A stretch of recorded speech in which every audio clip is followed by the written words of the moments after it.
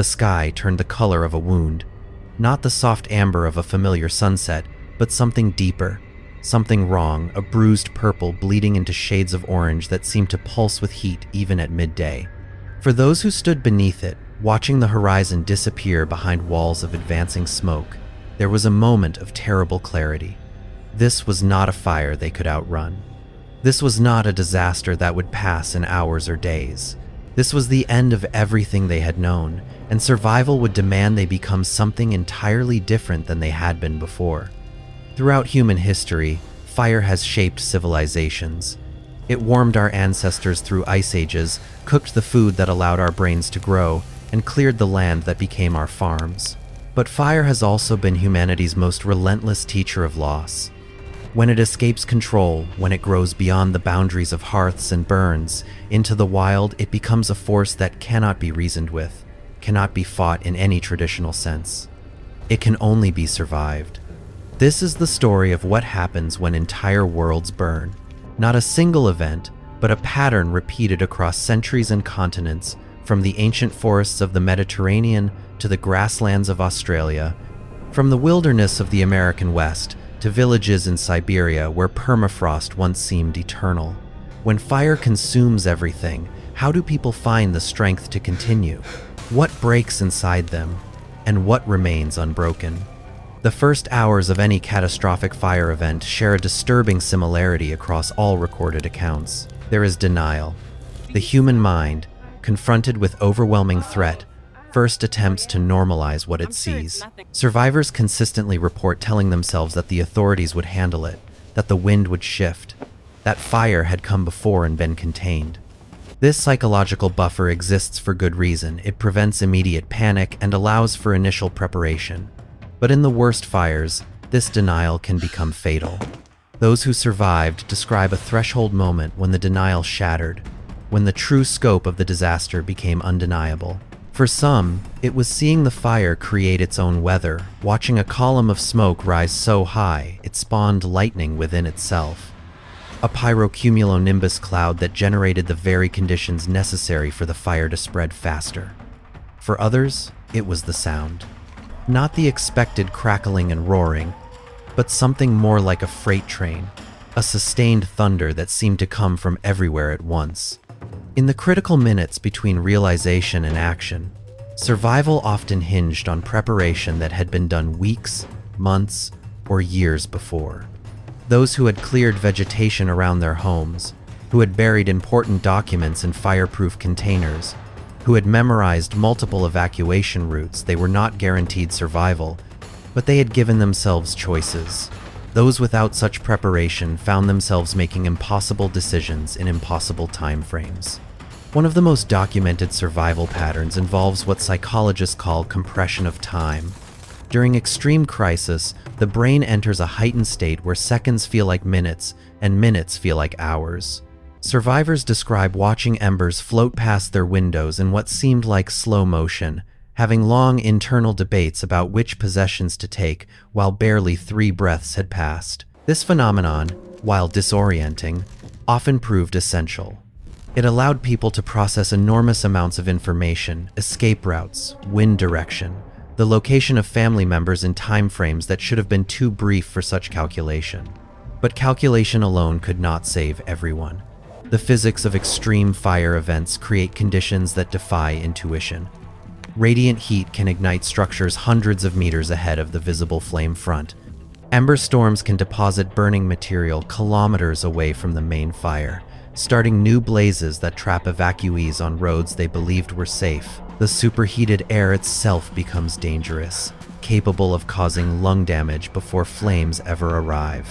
Those who survived often did so by understanding, either through education or desperate observation, that fire does not behave like other threats.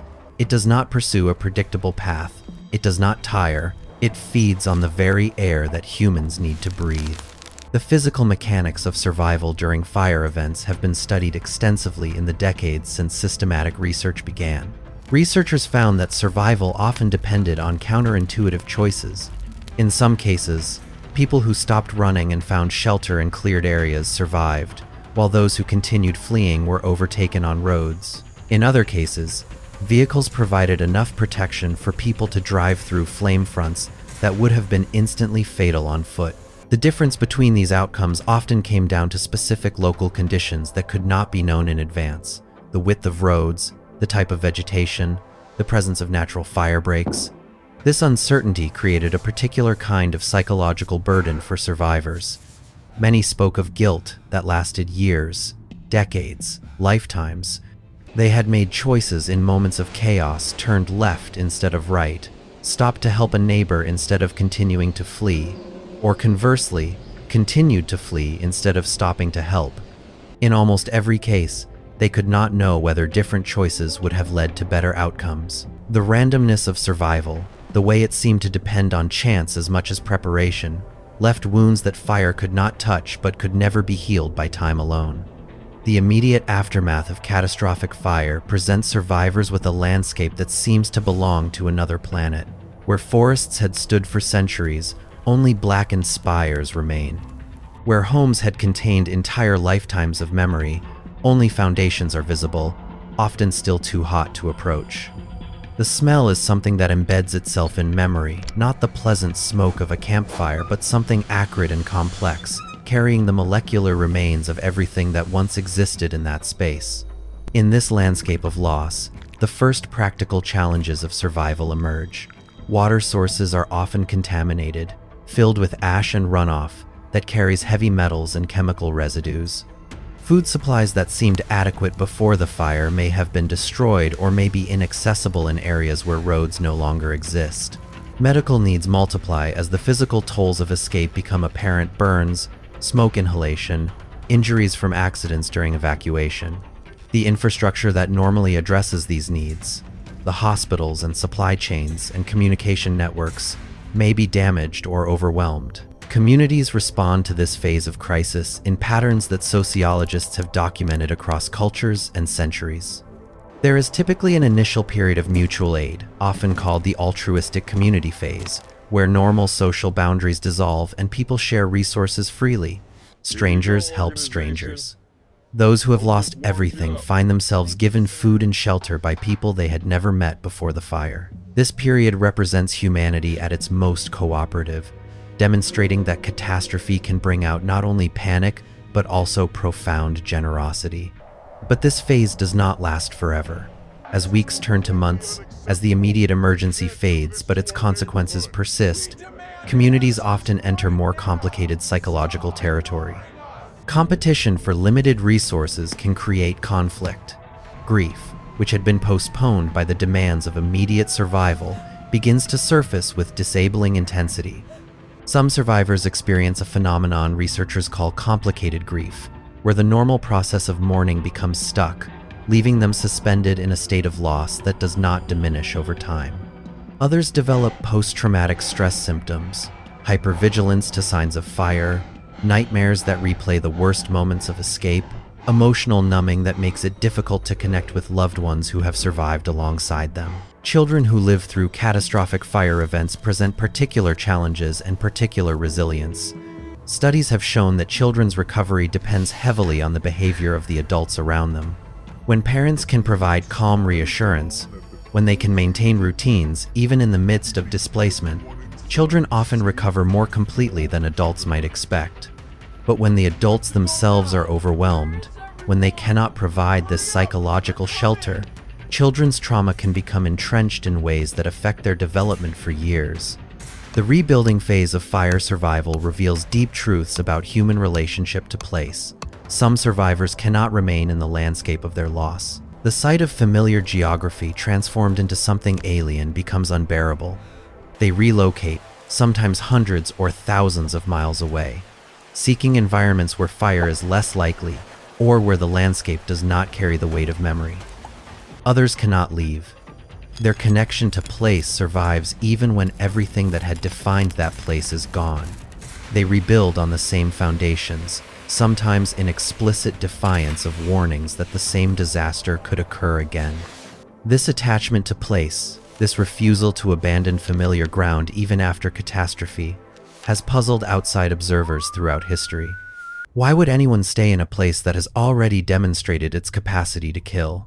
The answer lies in the nature of home, which exists in memory and relationship as much as in physical structure. Survivors have described the experience of walking through devastated landscapes and feeling their lost homes around them, knowing exactly where a door had been, where a child had taken first steps, where a parent had died peacefully in an earlier time. The physical structures were gone, but the place itself remained, saturated with meaning that could not be found anywhere else. The long-term adaptation to fire-prone environments has shaped human cultures in ways that are not always obvious. Indigenous peoples in fire-prone regions around the world developed sophisticated practices of deliberate burning, using controlled fire to reduce fuel loads and prevent the catastrophic blazes that erupted when fire was suppressed entirely.